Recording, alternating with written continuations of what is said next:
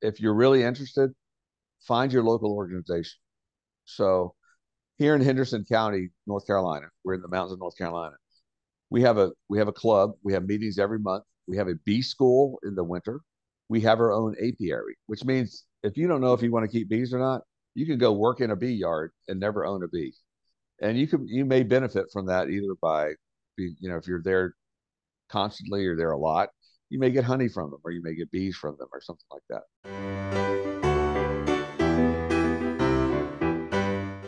Good afternoon, everyone. This is Gretchen Rowe for the Demme Learning Show, and I am really excited today to have this conversation with somebody I know really well. I've invited my husband, Pat Rowe, to have a conversation with us about beekeeping. Now, we're going to talk about honeybees, but we're also going to talk about native pollinators, and I think you'll find this to be a fascinating conversation. The hardest part of this conversation is taking 20 pounds of stuff and putting it in a 10-pound sack in a half an hour for you all. So let me welcome my husband, Pat. Pat, how about you introduce yourself and tell us how you got started into the journey of beekeeping? Okay. Obviously, my name is Pat Rowe. Gretchen and I have been married for almost 43 years now.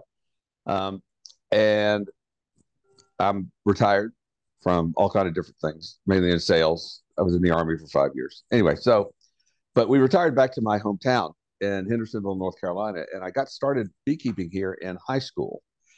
Um, this is the town where if you do anything with homesteading or back to nature kind of stuff, Hendersonville is the home of Mother Earth News, and that when I back in the 70s, they had just started, and I was kind of an early adopter and subscribed to the magazine. So one thing I could do was to keep bees. We were in a typical suburban household. We were not. We're in the mountains of North Carolina. I was going to plant a farm, and my parents were going to have that. The so I thought I could keep bees. So I read a little bit, bought a book, read a third of it. I'm a little ADD, so I got through. Went to the Sears catalog store here in town. Um, this is before Sears was. We weren't a big enough town to have an actual Sears store, so we had a catalog store. So I went there and got their farm and country catalog and ordered a box of bees and all the equipment I need to keep bees. So that's how I got my first set of bees. And that's kind of where my beekeeping started. And then at some point in there, the I got a call from actually my mom's had a friend who had bees in a birdhouse, and I called my then fiance and said, we got bees in a birdhouse, and we're gonna go get them one night. So she agreed to go with me, and we went and got them and um, plugged up the thing. I put the whole birdhouse in a trash can. I put my fiance and the trash can in the back of my Subaru station wagon and told her to hold on tight, keep the lid on because that's really important, and drove 2 miles back to the house and we took that apart. And after all that, she still agreed to marry me. So that was 40 some years later.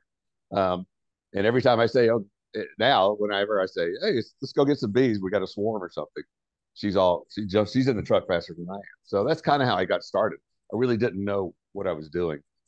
And I did it on my own. I'm unfortunately not the type of person to ask a lot of questions or ask for help. So I kind of figured it out on my own.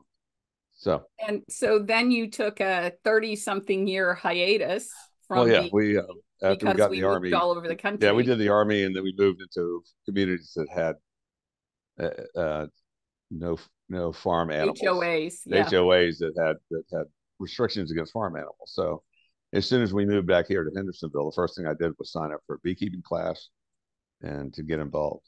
So And I should tell everybody that we have a wealth of resources for you all this week. The show notes are going to be vital to you. We promised you how to build a native pollinator house, and you'll find those directions in the show notes. And we promised you that we were going to talk a little bit about how to get started with beekeeping. So Pat is the president emeritus of the Henderson County Beekeepers Association. So he's shared some documents from them with us so that we can share them with you. So you got lots of homework and avenues and things to pursue. But today we're going to talk about a lot of things, and we have So tried many very things. carefully to curate this content for you so that we can keep it kind of high level, but make it interesting as well. So, Pat, I'm going to start the PowerPoint so that you can explain to folks the difference between different kinds of honeybees. And I think as I do that, could you explain to people? I shocked some people this past weekend when I said that honeybees were an invasive species. So, can you explain that for us? So honeybees came over. Some brave people put them on a boat back in the 1600s, I believe. I don't know how they would do that because they don't have the hives that we have to close them up. But they transported them from Europe. They're native to Europe, and they brought them over here to the United States because we have lots of pollinators here in the United States, but they're called native pollinators, and they're not the type of bees that will that you can manage and produce honey. So that was that's kind of this is an invasive species that we have brought here and we manage them to our benefit. So we're going to talk about the it's called the Apis mellifera, and it's the European honeybee that is now native, is now not native, but it is all over the United States, and we manage them. So these are the type of bees. If you see any of these three types of bees, these are honeybees. Anything else is something else. So that's so the pictures you're looking at are the three types of bees that are in our beehives.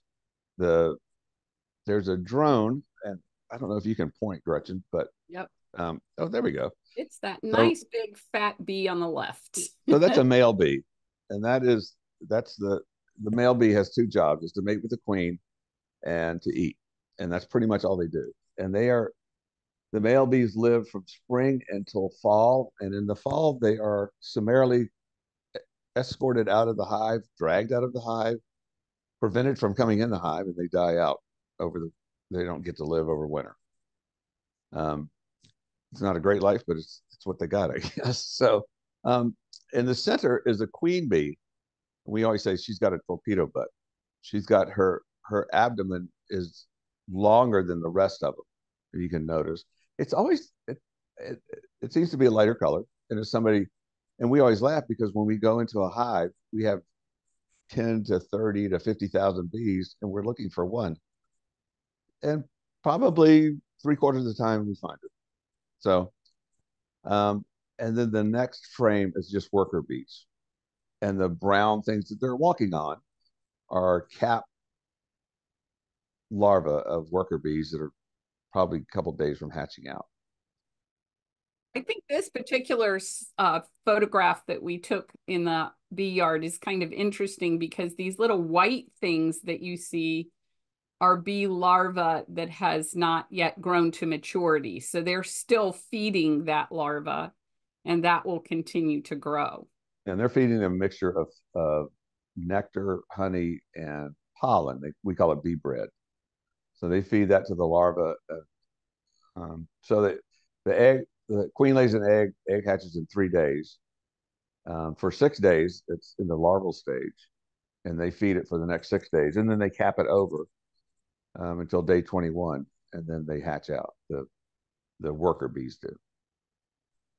We always say we do bee math because the queens hatch out 14 days. All of them are eggs for 3 days. All of them are larvae for 9 days, and they're all capped for different periods of time. So the queen is capped for 6 days. The workers are 12 days, and then the drones they hatch at 24 days, so they're at 15. And I also find it interesting that not all honeycomb is the same size. If you have drone cone, it actually is, it sticks up higher. It almost looks like the top of a pencil lead.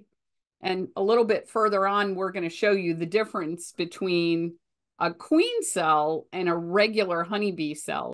So it's really interesting as you look at the comb that's on here. The cells are actually the cells are not six-sided. The cells are actually round. They're completely round. And, we always put it the honeycomb as this hexagonal unit, but it's actually round. Then the way they're connected in between makes them look like a hexagon. So those are queen cells. That's a capped queen cell. And the next one is a queen cell that's open. And everybody thinks that the queen is in charge of the hive. That the queen runs the hive and tells everybody what to do. Actually, that's not the case. We call the hive a superorganism because it takes all of the bees to make it work. And the reality is the queen is directed by the worker bees on what to do. She's fed by the workers, and she is pretty much told what to do. She lays up to 1,500 eggs a day, which is a lot. And then that's during the peak of the summer when it's nice and warm. And she'll slow down in the fall, and she'll stop about December and start up again in January. But the queen is not actually in charge of the hive. She's a vital portion of the hive, but no part of the hive can live on its own without each other. I guess is the easiest way to put it. So we call that a superorganism. So we call it a hive mind. When the hive decides it's time to swarm, which these have decided to replace their queen, the queen didn't get a choice in that. And these are what we call supersedure cells. They decided that the queen was not doing a great job. They made a replacement, and they're going to push her out eventually. I think one of the things that I found to be most fascinating is, and if you would talk about the first queen that emerges and then what happens to the other queen cells. I don't know if y'all have ever seen a swarm of bees. It's a big clump of bees somewhere out. We get calls from all the time around here, but it's a big clump of bees out, usually in a tree or a bush, and people get all excited about them because they think they're going to kill them. But they're fairly calm because bees they defend their hive, but they don't, when they're swarming, they really don't defend that well. So before they swarm, they make a bunch of queen cells. I think we found these two in the same hive. Is that right? We did. Yeah, so we found them in the same hive. So they make multiple queen cells. And at some point, after the queen cells are capped, they decide it's time to swarm, and the old queen takes a portion of all the workers, and they leave the hive, and they leave these queen cells, and then the queens hatch. And the first one to hatch, like the one on your right, that's sawed open from the bottom. She came out, she emerged, and then she comes out and she makes a noise. And what do you call? I know you could hear. I can't hear it because I've got too much whistling. I can actually hear it. I've heard it a couple of times over the last couple of years. Despite the fact that a beehive is very, very noisy, it's a different sound, and it almost sounds like a trilling. And they call it piping. And so the queen comes out and she starts piping, and the other queens that are ready to hatch answer back. And then she goes over to the cell that answered back, and she drills a hole in the side of it and kills the queen that's waiting in there. So that queen, and we always know when it happens because the sides of the cells have been chewed open. But she kills her competition, is the easiest way to put it. So Pat, how do you know that these cells are supersedure cells instead of swarm cells? We're not really sure why this happens, but the swarms, we always call swarm cells, are always on the bottom of a frame. So this piece of wood here is a frame. I don't know if we've got a good picture of a whole one, but it's a frame. There's plastic foundation in there, and we know that when they put them on the sides like this or up at the top, those are supersedures. That means the queen was not performing effectively. The workers noticed that, and they have replaced her, and are replacing her. And then there are swarm cells. So we've had a couple of these this year where we got behind and did not give them enough space while they were building up. They were putting away honey, and they get crowded. They decided if they got too many bees, they need to leave. So when it's time to leave, they put all these we call swarm cells on the bottom of the frames, and it's usually a bunch of them, and that's indicated that the beekeeper was not doing their job, or did not keep up with them, because spring they build up fast and they make a lot of bees, and then they leave if you don't give them the space. So How many hives do you have this year? So this year we have 30 hives. It sounds like a lot. We didn't plan on having that many, except I'm what's called a sideline beekeeper. So I'm not a backyard or a hobby beekeeper. They say those are up to 4 hives as a hobbyist. I'm not really sure why who picked that number, but um, and I'm not a commercial beekeeper, which is a lot of hives. I we we do sell a lot of honey, and I pollinate for one apple grower. So I bring what I mean is I take in the spring I take bees out to his apple orchard and spread them out throughout the orchard to pollinate his apples so he has a better crop. He calls it insurance. That's his insurance to make sure that everything's pollinated. He says he doesn't. Some of their apples are wind pollinated, but he says just in case, it's worth paying to have the bees put on there. So we have right now we have 30 hives, and we'll probably keep it there. We'll go into winter with as many as possible because we'll be doing the same thing next year. And So since Demi Learning is a bee company, can you explain a little bit about what is bee math? When we practice bee math in the early spring, what does that mean? when we divide the hives, we know certain things are going to happen, and it's really why I like bees so much. Is they're unbelievably interesting, and they're very I say they're pliable. We can do all kind of things to them, and no matter what we do to them, they still survive. Our best efforts to mess them up. So because I can go in and pull a queen out, and they'll make a new queen within 2 weeks. I can divide the hive in half, half with a queen, half without a queen. As long as they have eggs, they can make a new queen. So we know that for a worker, we know that when they lay an egg, it's 3 days for an egg to hatch, 6 days as a in a larval stage. So here's 9, and then it's either going to be six was in 6, 12, or 20, 6, 12, or 15 more days to have for the next hatch out. So we, so we can count them out and know if we see the brood. So if you look on your screen, you can see beside the queen that the queen on the left, she's got a couple days before she's going to hatch out because they come really quickly. The larva that's by there is probably, they could have up to a week before they're hatching out. So as a math, we kind of go, okay, what is this going to do when we pull these out? And at the same time, when we have when we know that they did swarm and we can count, we have to know the queen is going to when she is hatched, she has to go onto a mating flight. She gets mated, comes back and starts laying eggs. As soon as it start right away. So we have to count the weeks. We know that from the time that we have queen cells, we have a week or so before she hatches. We've got 2 weeks before she finishes her mating flight. So we've got another week or two before she starts laying eggs. And I'm not really good at that counting because I get really impatient and want to see action quickly because we want to see more bees. So anyway, so that's what we call bee math. The other side is we do what's called single deep.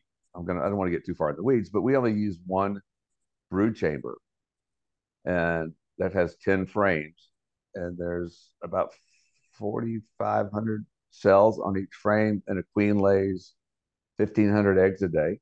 So we have to manage a little closer, knowing how far she's going to get across those frames before everybody's hatching out from one end to the other. So we want to make sure there's room for. She always has somewhere to lay. Otherwise, if she doesn't have somewhere to lay, she leaves. So, and we've experienced that this year. So this one has a little bit of everything on it. And I wonder if you could, we've already talked about capped brood, but I wonder if you could explain the difference between the cells that have nectar in them and the cells that have pollen in them. And then how do we get from nectar to honey? So this is kind of a typical frame where you see what we call brood, which are eggs, larvae, or capped brood in the center, with a ring of pollen around the outside of that, and then a ring of honey around that.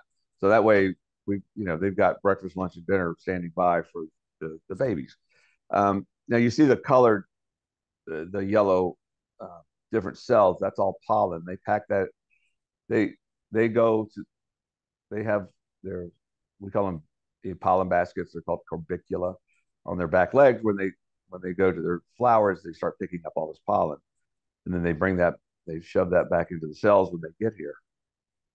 Um, and then if you look, you can see the wet, shiny cells. That's nectar. I don't know if you can point some of that. There's usually at the bottom of the frame. Right in here. Um, there's and then just above that, if you'll notice, it's different from the capped brood. That's capped honey. So the stuff that we try to um, when we harvest honey. That's what we're looking for. What's really interesting though is the nectar sits in those cells. It dehydrates. So as the hive heats up, especially during the summer, there's bees fanning that are blowing air across these frames, dehydrating the nectar. When the nectar gets to about 16 to 20% liquid, it's capped, and that the bees know exactly when to cap it. It's absolutely fascinating. I mean, it's just how do they know? I don't know, but it's pretty consistent, and they rarely miss. What does it take to make a teaspoon of honey? Oh, gosh, now this is the other math. Is it 50? I don't even remember this one now. It is like you may know this one. I always know that we It's always talk about wax 1,500 to 2,000 flowers flight, visited, and one bee will create 1 teaspoon of honey in her lifetime. which is absolutely amazing. I don't think it's a teaspoon. I think it's an eighth of a teaspoon. Now I almost have to look. Yeah, it's a very small amount. And And how when much we honey did we harvest last year? about 700 pounds, and you think of how many bees that's going to take to bring in that 700 pounds of honey, and I'm not one of the bigger producers. So Right. that's So maybe you could talk two things that I want you to explain before we leave this. One, can you talk about how do bees know if a flower has already been visited? this is absolutely fascinating. So the, we're talking about positive and negative ions, and so when a when a bee a um, lands on a flower to collect nectar, they exchange it's an electromagnetic field. They cancel each other's um, electromagnetic fields out. So when the next bee comes along, he realizes there's no charge there, which means there's no pollen or nectar for him to collect, or her to collect, I should say. These are all bees, all worker bees are females. Um, and so they just move on to the next one. And it's this is not a guess. They could wire flowers and have a feedback of sound, of electromagnetic sound. And when a bee hits it, it changes completely. So when the next bee comes along, they know that there's nothing in there for them to get. And it's just, this is the way nature works, and I guess makes it better. So we Um, were trying over the weekend to get the opportunity to show what is called a waggle dance, and I'll do my best to put a video of a waggle dance in the show notes. But can you explain what that is and where so, it happens? Because and this to me is one of the most fascinating things. so bees orient off the sun. I mean, that's the if I were to take a hive that I have sitting and I move it 2 feet to the left or the right, it's going to confuse the bees to the point where they're going to be flying, hovering in front of the space that used to be their hive, and not really know where to go because that's their space, and it's all due to the sun. So I can move.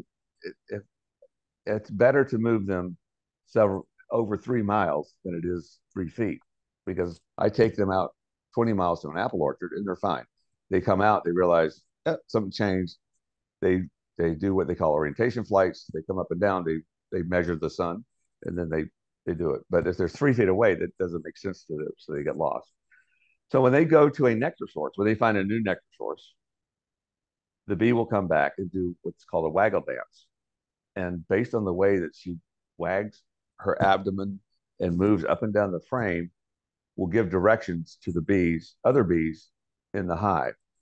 What you need to realize is that when this hive is all the frame, this is what we call a frame, that piece of wood there. When it is inside the hive and the lids are on, it's completely dark. So this bee is doing a waggle dance in there. If they were to remove that bee that was doing the waggle dance that the other bees saw, the other bees can actually make it within 100 yards or less of the honey source. So they'll end up at the honey source eventually because they once they get close to it, they can smell. They have a sense of smell that attracts them. So it's kind of mind boggling. So they're in the dark, and the other bees are out there with their antenna, feeling which way this bee is moving, and from that they can fly directly to their new food source. I also think So it's pretty amazing that somebody actually took the time to research that to figure it out.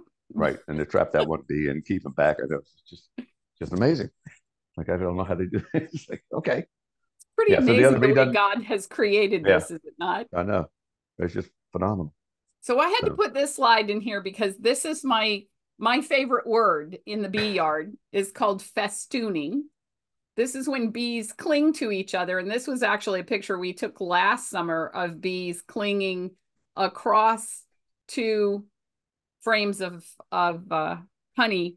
But can you explain why they so festoon? Because this was information that we researched so that we could share this today. yeah, it's So like why do they do this? So this is one where we pulled the frames apart. So the two frames were right beside each other, and then we kind of separated them, and they kind of hooked to each other. But they do this from top to bottom. If there was no wax foundation, if there was nothing in there, and they needed to build comb, they would hang like this because this is how they measure. So this is they're measuring the space. The bees are very precise on how much space is between each piece of comb. Um, and it's about 3/8 of an inch, and they're pretty much exact on every time. And if it comes down and it's got a waggle, it's got a little sway to it, it will actually be 3/8 of an inch in a sway all the way down because that's just they are that precise, and that's as Gretchen said, it's the way God made them. So they know what they're doing, and they are so that's their measurement tool. Don't know how it works, but apparently it's really good. now, Pat, this was helpful for us to be able to folks to understand, and this is not just honeybees as pollinators. This is native pollinators. So, talk a little bit about the words that folks are seeing here on the Okay, screen. so everybody, we always say that about 2/3 of the food you eat is thanks to a pollinator of some type. And it's not always honeybees. We have blueberries in our front yard, and the best pollinator for blueberries is bumblebees because of the size of the flower. The honeybees can't quite get all the way down in there to do a great job. So they're about a 20 to 30% pollinator for blueberries, but the bumblebees are closer to 90 to 100% because they're larger. They could and the the bumblebees uh, they vibrate to shake the pollen loose so they can get into it better. Something that the honeybees don't do.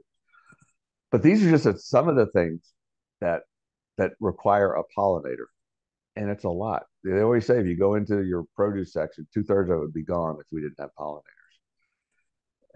And we focus a lot on honeybees because the honeybees have issues. There's more. When I first started keeping bees in the 70s, I literally had to do nothing to them. I put them out in the field and I collected honey. I didn't have to go in them. I did always say I was a bee haver. I just happened to have bees and I stole honey from them. Now that they require a lot more work because there's a lot more pests that have moved around the world. So they now have a bite that that's like a giant tick and it kills them or it weakens them. It transmits virus, kind of like the ticks we have. So the a lot of these are the benefit either of depending on what it is. It could be a hummingbird. It could be they're actually fruit bats that pollinate some things. The the native pollinators, we call them. There's some that look like honeybees. They're called minor bees because they dig in the dirt. There's not something that we can't manage them like we do honeybees. Super interesting though. A lot of people have seen sweat bees. If you're out working and there's little, especially if you've seen the green metallic sweat bees, absolutely beautiful. So those are, but these are all pollinators that are out there. These are just some of the plants that need pollination to get there. Everybody knows about honeybees, so that's usually what we talk about. So, and it's a lot, and this is not complete. This is just And a quick actually, in the list. show notes, these words are all included in a PDF in the show notes, but it'll tell you how many different kinds of bees actually pollinate these things. Because to me, I thought it was really fascinating to see how many different kinds of bees are necessary to get effective pollination.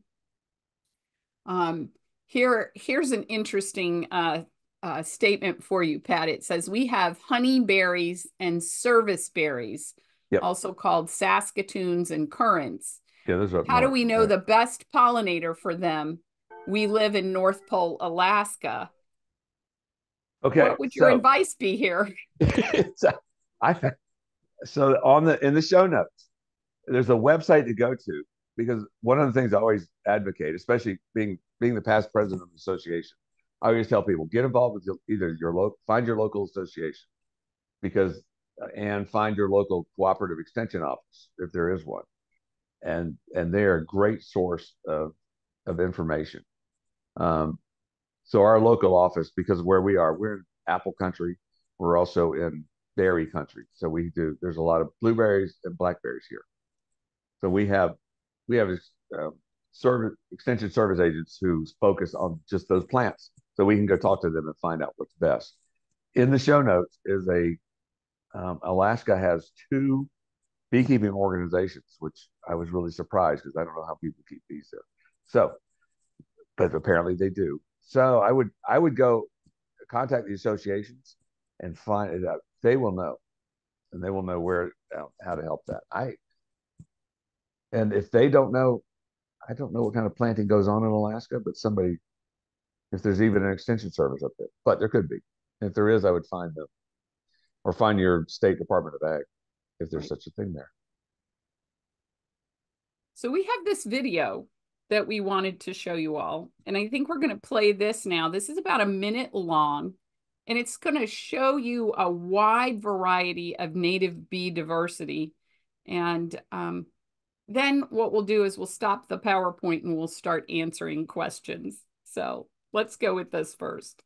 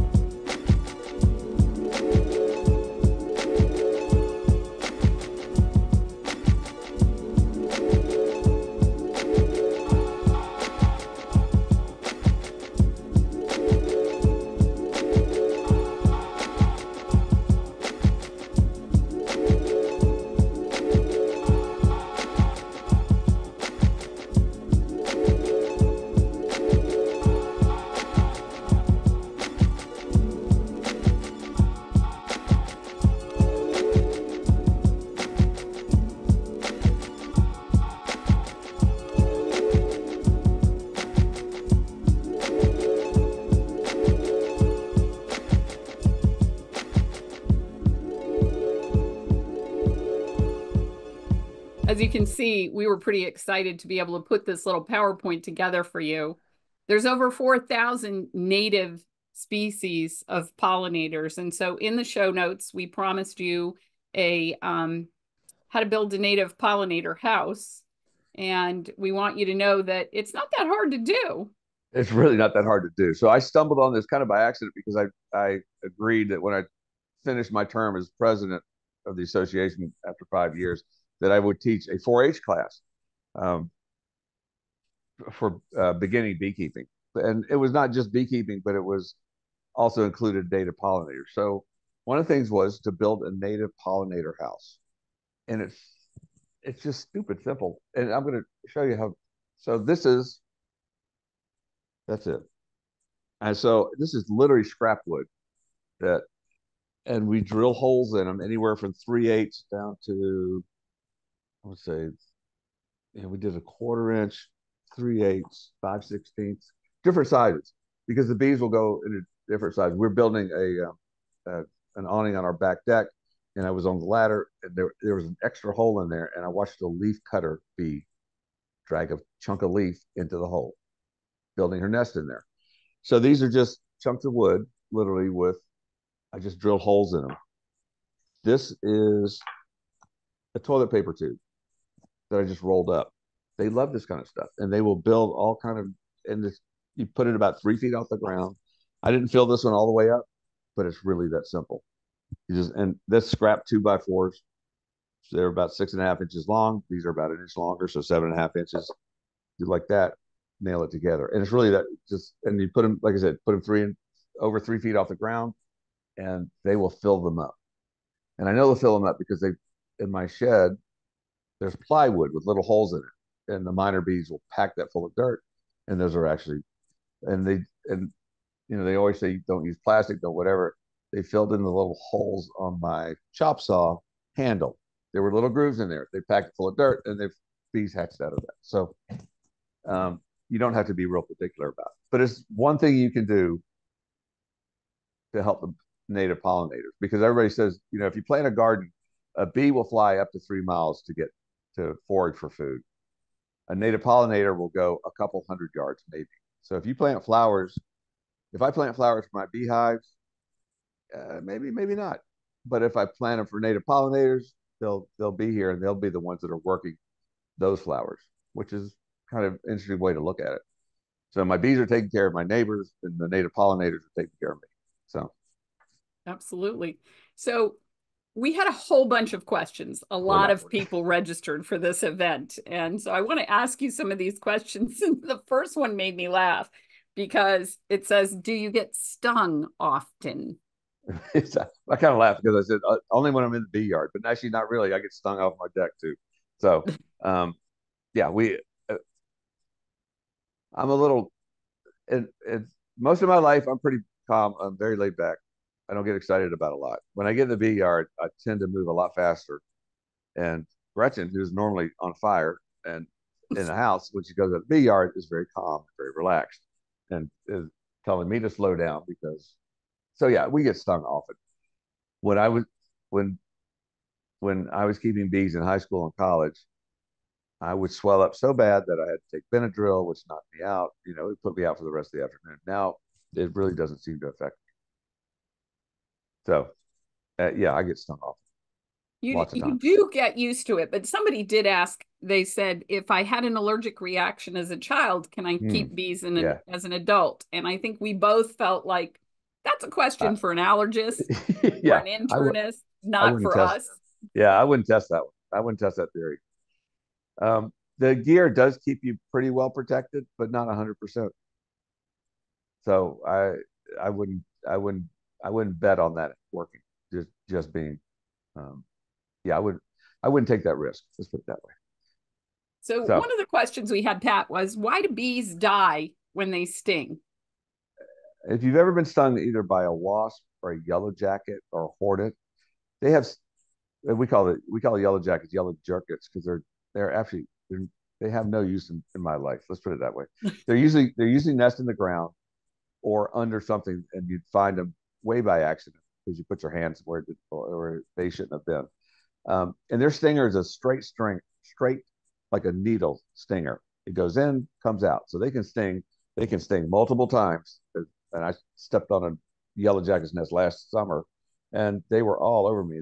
They would sting and sting and sting. A a honeybee stinger is like a fish hook. It's got a barb on the end of it. So when they when it goes into your skin, it hooks. And when she flies off, it pulls out the poison sac, which kind of is part of her guts. And that when you lose your guts, I guess that's not good for you. So it means a certain death. They're guaranteed to die. What she also leaves is a sac of venom that is now pumping. It's wrapped by the muscles, and that's pumping venom into your hand even after she's gone. So When you get stung, the first thing you do is you scrape that little thing out of there because it will keep injecting venom into you the whole time. Here's another question for you, Pat. It says mosquitoes are called our state bird. My 89-year-old mother came to live with us and enjoys being outside in the summer. This is in Alaska. Since the winters are so long and cold, we began to pay to have our property sprayed. We no longer have the option to have commercial essential oil sprays. We have about an acre and a half. Would this spraying actually hurt the pollinators of our berry bushes and apple trees? We have been told conflicting information. That's a really good question.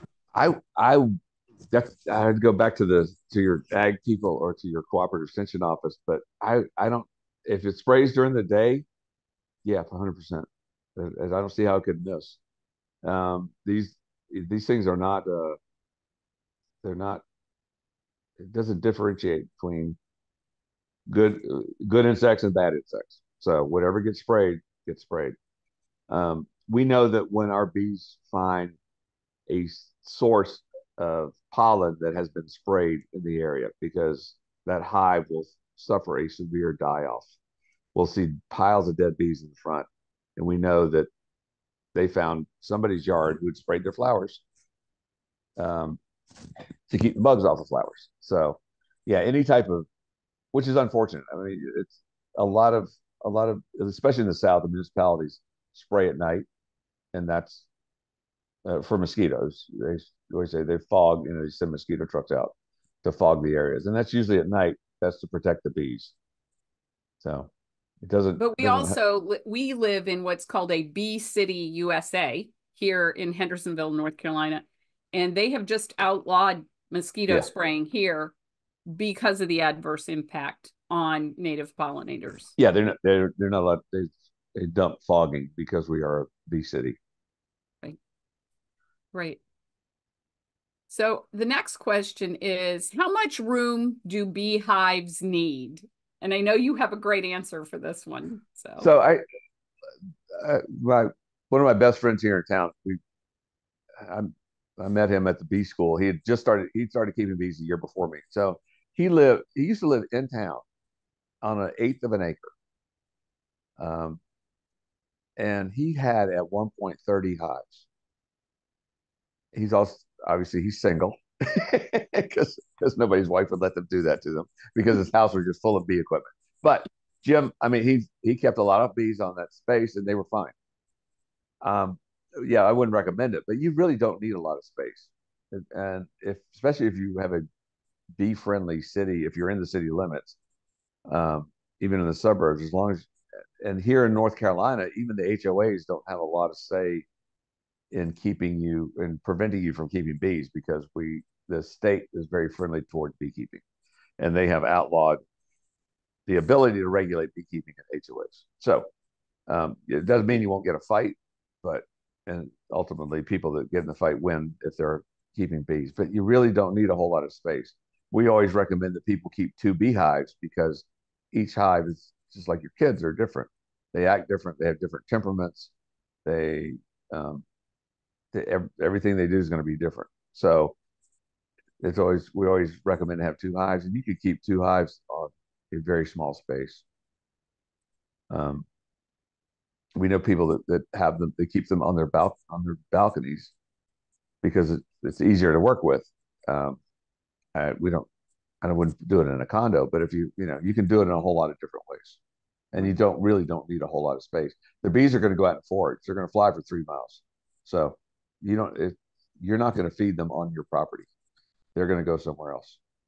that actually brings to mind another question. So, what's the percentage of flowers that you would need on a piece of property in order to keep native pollinators and honeybees happy? Native pollinators, as many as you can put out there. Bees, you don't need a single flower because they're going to go. It's nice to have them here, and they do work our blueberries, and they work our. They We have blackberries. And blackberries are heavy this year, and so they work the blackberries really well. They work the strawberries that we have really well. Um, but when those are done, they're moving on. Those stop. I think the blackberries almost stop blooming now until fall, and they're moving out. The best thing we could do is to plant things that are bloom late, because come August, late August here, there's nothing blooming. We call it the dearth, and it's it's a lot warmer here than it used to be. You know, when I was a teenager, September was flannel weather. I mean, you could almost guarantee that it was October, you were wearing a jacket.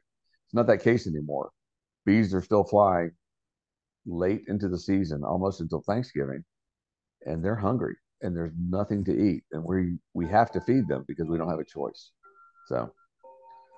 So I would say plant um, any you could well, you can find native pollinator plants anywhere. It would be great to be specific for your area that you have natives in your own yard, because that's what the native pollinators are looking for.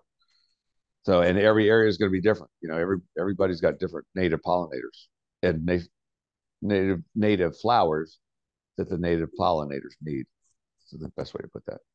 I think I was surprised to realize that most of the honey, particularly in our bee yard, doesn't come from flowers at all, but it comes from Yeah, trees. we have, yeah, most of our honey is tree honey.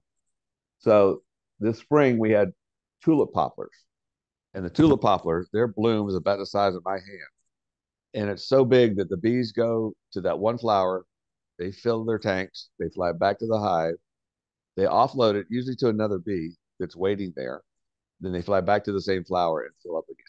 So we we always pray that the that the wind don't blow and the rains don't come hard in May and June, to keep the blooms up as long as possible. Because the longer that we have tulip poplar blooms, the more honey we get. And right This now was we're an still. interesting question that we had, Pat, and I asked you about it, and your response was not what I expected. Does keeping security lights on at night hinder pollinators? So to give you an example, when we go out, we move our bees out into the apples at night because they don't fly at night. But we got to see what we're doing. So we have headlights on, and usually they're trapped in there. But when we're done, when we get them in place, first thing we have to do is open up the hives so that they're ready to fly the next day. And the first guard bees that come out go right for the light. I mean, they go, and so that means if you're wearing a headlight, you got a bee that's coming right to your face, which I just hate. I hate bees in my face. I really, really do. I thought I could take a lot, but I don't like bees in my face. Um, so there's a possibility. I mean, if it's shining directly on the bees, yeah, it might bother them. You know, they might come out at night and fly towards that light. That's a possibility. Can't say it really will, but I know I've seen bees around off our deck, on the lights that are on our deck. So, but those were bees that may got lost. They were parked, and they saw those lights, woke up, kind of thing. So, not really sure. But yeah, I would rather have them shaded as opposed to not, even at night, not during the day. So, So tell me a little bit more about honey. What are Why is there an advantage to purchasing honey from a local beekeeper as opposed to buying it off the store shelf in a grocery store? so I I have my honey posted on Facebook Marketplace, so it reaches a lot further than I realized. I did not, and I've got people in other states asking me about honey and if I could ship it, and the first thing I advise them to get local honey for a lot of different reasons. Um, and it's funny because I like the taste of honey, but I'm not in love with it. It's not something I just got to have. I know it sounds weird because I'm keeping bees and I got 30 beehives and I've ended up with close to 1,000 pounds of honey this year. That's kind of nutty, but I like the bees. I think they're super interesting. I mean, they just fascinate me with all the things that we do to them, and they still live in spite of us. Um, but the the honey, they say this is not proven by science, but it is proven by people. So I get people that buy local honey, especially people around our neighbors who want who use it for allergy reasons. They swear if they will take a teaspoon of honey a day, especially during allergy season, that that it's it relieves their allergy symptoms. The reason why is because the honey that we make here has the pollen in there. Now, there's not chunks of pollen. We the honey is not we process it, we spin it out of the comb, and then we put it through two strainers, super fine strainers. Um, but it still leaves there's granular pollen in that honey, and supposedly that can alleviate some of your allergies. Well, I know personally, I mean, we have three dogs, and we had one dog who was having allergy symptoms last year to the point that the vet was ready to put that dog on something called Apoquel, which would have been a $75 injection. And uh, an acquaintance suggested we put him on a tablespoon of honey a day, and his Oh, no. allergies are gone. No. And he looks Okay. forward to his honey in the morning. When I put his honey on his food, if he doesn't get it, he sits back down and looks at me. So I Okay. know he likes it. Where's my stuff? Okay. So there you go. So, but it also supports your local beekeepers. I mean, we enjoy, we, we do enjoy keeping bees. It's a lot of fun. It's super interesting. It gives us, I mean, it's, when Gretchen says we do math, we're moving hives. Um, a week ago, we opened up a hive and queens were hatching as we were opening. So their queens are popping out. We're catching them and we're putting them in hives that had queen issues. So it's, to me, it's just a lot of fun, and it's like I said, they're very pliable and resilient to all the things we do to them.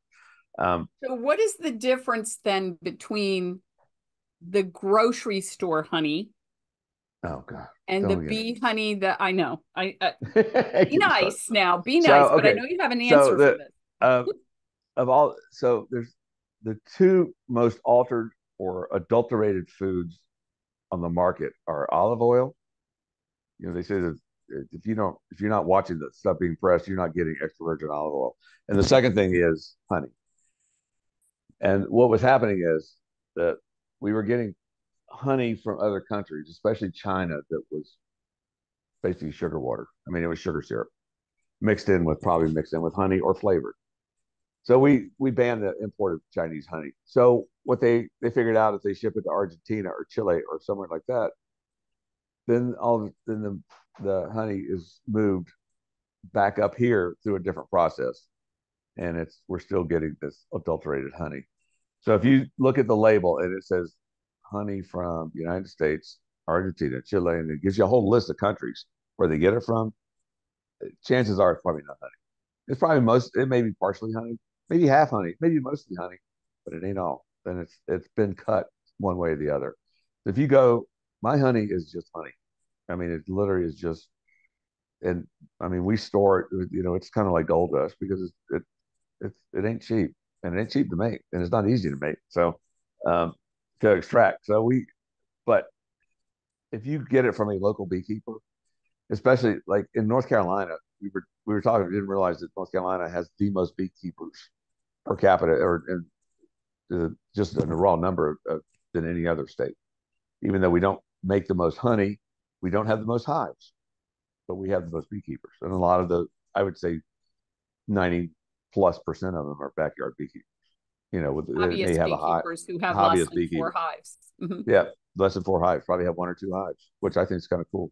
Um, I always find it fascinating that honey is the only food that doesn't spoil. They've actually eaten honey out of the Egyptian tombs, which I think is oh yeah, and they fascinating. found But that 4,000-year-old honey. yes, one of the things Anyway, that I ask you to talk about is how long have humans been keeping bees?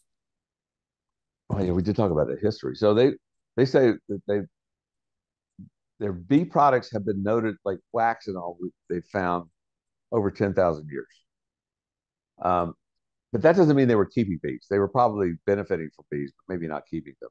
But about 4 to 5,000 years ago, they found evidence of actual beekeeping, um, where they were managing beehives. So it's a long time, and it's a evolved process, and it's really interesting because every country has their own way of housing their bees and different ways of doing it. So it's really interesting. And somebody had brought something up about killer bees, Yes. and so there is they're either they call them Africanized. They're just hyper aggressive, and I guess they could kill you. I mean, the people have died from them, but they've died from all kind of bees.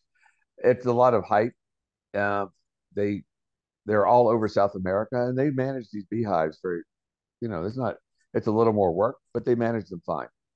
They're not out there killing everybody who has them. So it's something that is happening.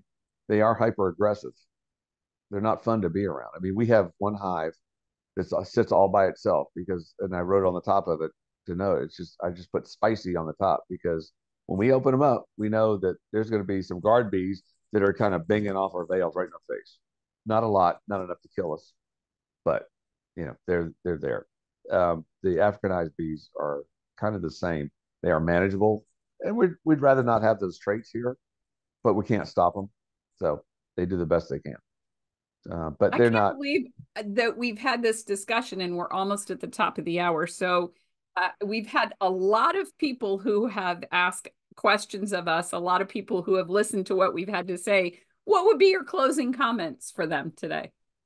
If you're really interested in beekeeping, we always say that we put a document there. Beekeeping is not the cheapest thing in the world, but there are ways to work around it. And there's so we and I mentioned a few ways. If you're really interested, find your local organization.